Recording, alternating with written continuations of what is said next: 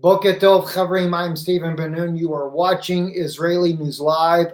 It is really getting very nerve-wracking, no doubt, here as we are watching things unfold here in the Middle East. This statement coming out from Andrei Kortunov, head of the Russian International Affairs Council, a state-backed think tank, said an escalation tensions between Russia and the West on broad front over the past month had sharply increased the risk of a clash that in the worst case scenario raises the specter of a wider conflict. He says here, and they quote him, "I don't want to sound apocalyptic. We are not there yet, but we are moving in that direction." That's a very serious situation. Such doomsday predictions, as they write in here, are not coming out of the blue. Russian Foreign Ministry set the tone on Sunday with a sharply worded statement that claimed that the information about the suspected attack on Sunday in Duma was a lie created as a pretext for U.S. military action against the government of Syria. And more that evidence is coming out of Syria is that the staged attack must have occurred some other place rather than Duma. And I can't say for sure. Of course, it's conflicting from both sides. The U.S. doesn't know. The State Department finally comes out and even admits they don't even know what type of chemical it was. They were quick to point out it was chlorine, but now they're not sure what it is. Well, here's where we can see that this whole idea of it moving in an apocalyptic direction, we're going to get to that in just a second, is for sure being taken consideration by the U.S. This also, by the way, on the back screen, you guys probably don't see it too well. It is the skies over Syria last night.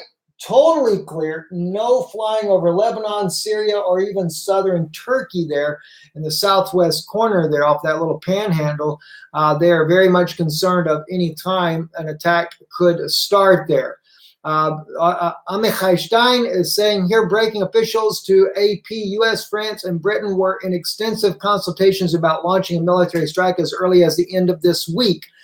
So the whole idea that the attack would start within 24 hours is totally been taken off the page there. And that comes, as we see here, Trump considers a military action on Syria. Pentagon worries it could put Russian soldiers in the crosshairs. So I guess the U.S. is a little bit concerned about whether or not the apocalyptic event could truly unfold. It's very troubling. The U.S. president meeting with advisors, even the Britain and France saying they have not fully committed as of yet to military action. So all this talk of war is backing down just a bit, but I think also it may be buying for time. So very troubling indeed. And so we want to take and look more about what is actually going on. We also have this on RT. This just came out a little while ago here. Any U.S. missiles fired at Syria will be shot down, launch sites targeted. This was by the Russian envoy to Lebanon. Now, the Russian envoy to Lebanon is not can't necessarily speak directly for President Putin, but it also puts Russia kind of in a spotlight to carry out these types of words. Now, President Putin did say if Damascus was targeted, that he would target those launch pads where these missiles are coming from. But the U.S. is looking at a much broader attack, not just launching Tomahawk cruise missiles inside of Syria, but rather also using manned warplanes. And Russia, I've noticed also Russia has kind of backed down a little bit as well by stating if their troops are put in harm's way, they will respond immediately. All right, that's a little different than going to retaliate if any strike comes whatsoever. So the U.S. may be looking at trying to target areas that they feel like will say we have sent a response, but yet at the same time try to avoid hitting Russia that would cause the conflict to rapidly increase there. You also have this article here from the Observer, British intelligence. Yes, Russian spy was poisoned by the Kremlin. You're talking about the media is going haywire to gain support of their own people before this war gets started, because they realize, after all, if they drag Russia into a war, it will be apocalyptic without a doubt. Because Russia has said many times before, if they cannot win a ground war, they will use nuclear weapons. And of course, Britain would come right into the crosshairs, as well as France. And, it's kind of eerie to think of this. Someone had sent me a little while back here, maybe a week or so ago, they sent me a link to a man from South Africa. He looked like a Jewish guy that was from the late 1800s that spoke about a war that would happen near the ends of days. And he said right before he died, he said this war will take place when they're talking about the climate changing. But he actually made the statement that there would come a nuclear war, I don't think he used the word nuclear, but a war of a huge catastrophic consequences. And he said Britain would be nearly wiped off the map, and France also would suffer major attack, as well as the United States. He also speaks about Russia would be the one that would do that, and that Russia would also suffer a grave losses as a result of this war. So it's very troubling, and this may be exactly what the New World Order wants to do, because the insider that I know had shared with me, and I've shared that with you guys many, many times, that they want to take and break nationalism, so when the New World Order is put in place, a new world government can run the entire world. And this is what the Vatican has been calling for, a one world order and a one world government with a one world religion. Very, very eerie the way these things are headed right now, especially as we look what's happening. Also on this issue as well, Peter Beaumont, he writes for The Guardian, writes for other posts there, says Israel has misjudged Russia and Syria. The consequences could be grave. Now, everybody would love to jump on the bandwagon and say, here's your Gog of Magog. We told you it was Russia. Don't take your eyes off Turkey. Turkey is where that's really at. But it does you good to know. Look at who writes the article. Do a little research on Peter Beaumont. You'll find out Peter Beaumont is Catholic. And of course, the agenda, just like we see in the papers right now in America, I think it's the Washington Post and New York Times, and if I'm not mistaken, it was the Guardian, are all supportive of the U.S., French, and British war against Syria right now. And again, look at who owns those papers. This whole war in Syria really is also to drag Iran into the war.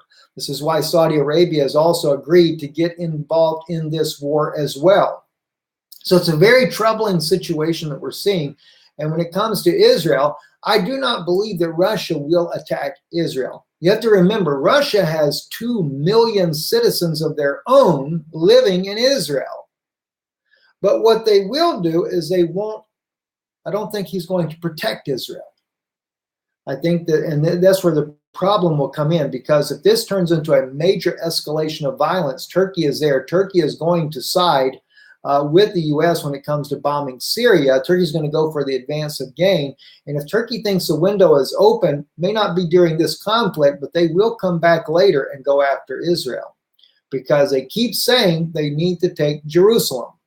And they have a lot of backing from Iran and others. Only those 7 Gulf states that claim to be with Israel are a little different situation there. You have to go back and watch that message I did about the Exodus story, how we're seeing a cyclical event with the story of Exodus. Very interesting. All right, guys, let's see. I think I had one more issue I wanted to just bring out here as well. Yes, heavy artillery fire, yes, in Donetsk this morning after a long period of relative successful ceasefire. I think that the whole issue with Ukraine and Russia is, if they can get a war going in Syria, one thing the U.S. will try to do is to push Ukraine to do a heavy attack against Donetsk and Luhansk regions in eastern Ukraine, maybe even drag Crimea into the mix, and it could even spread even to the borders there of Eastern Europe with Estonia, Latvia, Lithuania. Right now, Russian troops are training in Belarus with their Belarus counterparts there. Russia has sent over in Novgorod a huge convoy of military equipment there going towards Estonia. So I think Russia is also realizing that they may end up in a multiple front war, and that is the one way that the U.S., Britain may figure they can get a better hand on Syria, is if they cause Russia to have to deal with multiple fronts, weakening their ability inside of Syria. But the danger of all of this, as I said many times before, is escalating to a nuclear war. And there's no winners at all in a nuclear war. Very troubling indeed. Anyway, blessings to all of you. I do see comments popping up here, but my mind can't watch both. So anyway, we do love all you guys. Thank you for commenting. Thank you for coming on. Seems like live broadcasting is something that really does bring a lot of people on board and gets a lot of people interested in the news that is happening. So we're going to try to do more of the live ones. We do when we're recording, and it's not live here. We are the broadcasts that we run where we actually pre-record. We run those live on live stream. So do keep that in mind.